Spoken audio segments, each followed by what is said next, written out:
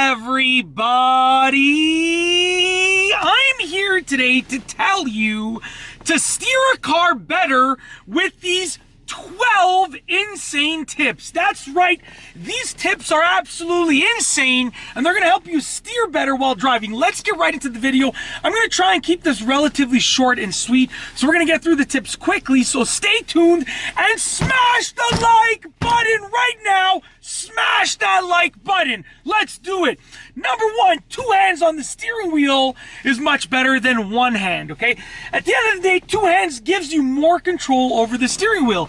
I understand you're not going to drive like this every moment of every day that you're driving, but for the most part, you should mostly be driving with 2 hands on the wheel because it gives you more control and it reduces the likelihood of you getting into an accident.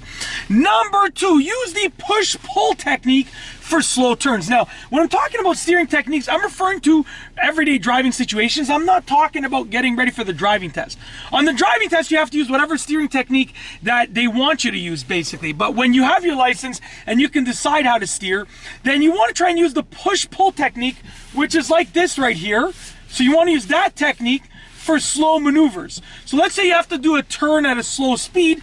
I would use the push-pull technique because it's easy to turn the wheel nice and slowly and it keeps it smooth, okay?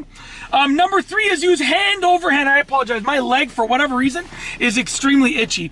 Number 3, use hand over hand for regular driving. I like to use hand over hand just for regular driving. If I'm turning at a normal speed, if I'm taking a curve in the road, hand over hand for regular driving. These are just my recommendations, okay? Number 4, use one-handed steering for stopped full directional maneuvers. So by that I mean like a 3-point turn where you're going to stop, then you're going to steer all the way to the left, then steer all the way to the right, then steer all the way to the left again, okay? Or for a U-turn where you're stopped, then you're going to steer all the way to the left. So if you're stopped and you got to steer all the way to one direction or another, use the one-handed method. It's the best method in my opinion. Number 5, look where you want the car to go. If I want to drive in a straight line, I'm going to look ahead. If I want to turn right, I'm going to look at a 45-degree angle to the right towards that corner of the windshield. And if I'm turning left, I'm looking basically right over here towards this corner of the windshield, okay? Number 6, know when to stop turning the wheel. So it's not only about turning it, but it's knowing when to stop. So I know that for left turn, let's say a regular left turn, I would turn the wheel and I would stop around there. And that's because of my muscle memory. Now it can vary. It can be this much, it can be this much. But I know for most of the turns that I take, it's going to look something like this. So know when to stop turning the wheel because that's going to really, really help you be better at steering. I apologize for scratching my leg. Like, I don't know, I should have kept count, probably like 100 times. For whatever reason, it's really itchy. I don't understand, but it is, and I'll deal with it after the video. Okay? Number 7, steering straight is actually still steering, okay?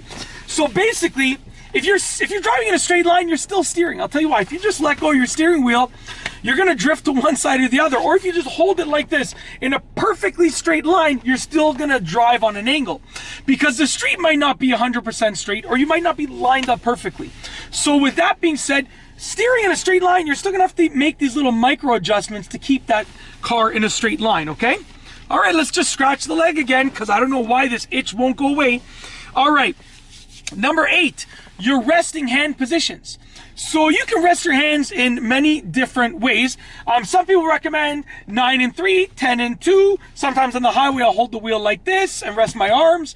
In my other vehicle, the center console sort of pulls out so I can relax them there.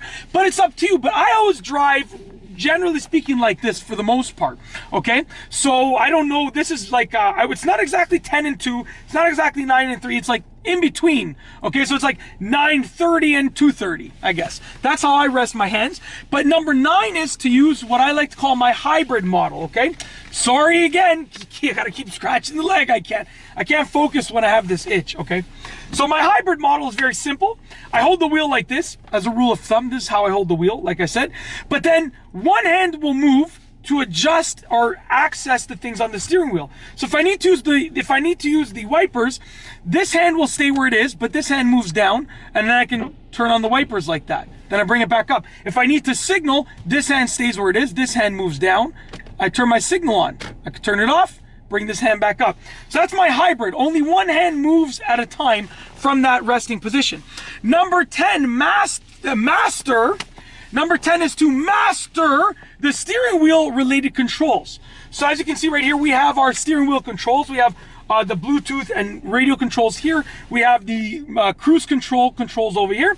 We have the wiper controls over here. And then we have the signal and headlight controls over here. Master those, because the majority of the time you won't have to take your hands off the steering wheel to access anything else. The only thing I got to take my hands off the steering wheel to do is use the climate control. Other than that, I'm good to go. Okay, number 11, adjust the wheel. In most steering wheels, there's going to be a little latch or lever. Then you can adjust the wheel however you want to adjust it. So adjust the wheel to be exactly the way you want it to be, just because it's going to help you steer properly.